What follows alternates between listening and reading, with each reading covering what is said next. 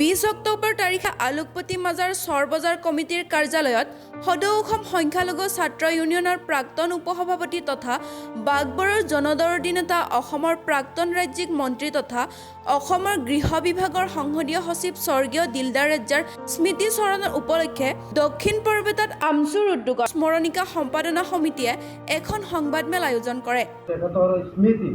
যুগমীয়া কৰাৰ স্বাৰ্থত আমি দক্ষিণ বৰপেটা সংখ্যালঘু ছাত্ৰ ইউনিয়নৰ ফালৰ পৰা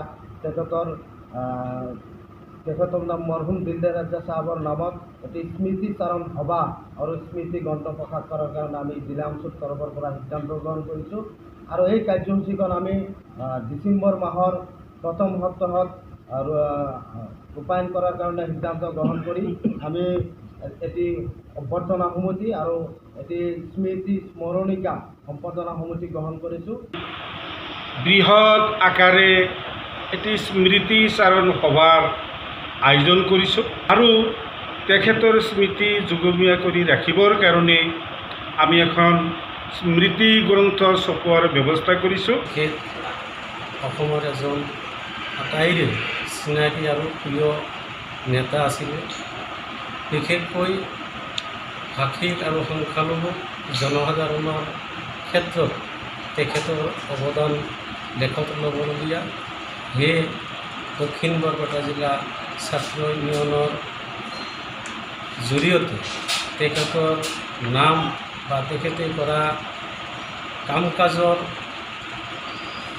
যুগমীয়া কৰি ৰখাৰ কাৰণে এটি স্মৃতিচাৰণ সভা আহ্বান কৰিছে আৰু সেই স্মৃতিচাৰণ সভাৰ লগত সংগতি ৰাখি এখন স্মৰণিকা প্ৰকাশ কৰাৰ সিদ্ধান্ত গ্ৰহণ কৰিছে। ইতিমধ্যে দক্ষিণ বৰপেটা জিলা সংখ্যালঘু ছাত্ৰ ইউনিয়নে স্মৰণিকা প্ৰকাশ কৰাৰ কাৰণে এখন স্মৰণিকা সম্পাদনা সমিতিও গঠন কৰি দিছে আৰু আমি স্মৰণিকা সম্পাদনা সমিতিয়ে ইতিমধ্যেই এই স্মৰণীয়াখন প্ৰকাশ কৰাৰ কাৰণে গোটেইবোৰ কাম কাজ আৰম্ভ কৰিছোঁ আৰু আজি আপোনালোকৰ মাধ্যমেদি আমি অসমৰ সকলোলৈ এটি আহ্বান জনাম যে দিলদাৰ ৰেজ্জাৰ স্মৃতিৰাৰ্থে তেখেতক কেন্দ্ৰ কৰি আপোনালোকে লিখনিবোৰ লিখক আৰু সেই লিখনিবোৰ লিখাৰ ক্ষেত্ৰত আমি সম্পাদনা সমিতিয়ে কিছু চৰ্ত আৰোপ কৰিছোঁ। সেই চৰ্ত হিচাপে আপোনালোকে লিখনিখিনি লিখি আমাৰ সম্পাদনা সমিতিলৈ আপোনালোকে পঠাব পাৰে। নগৰবেৰাৰ পৰা ৰফিকুল হাছানৰ সহযোগত তজিবুৰ ৰহমানৰ ৰিপৰ্ট লাইফ টাইম।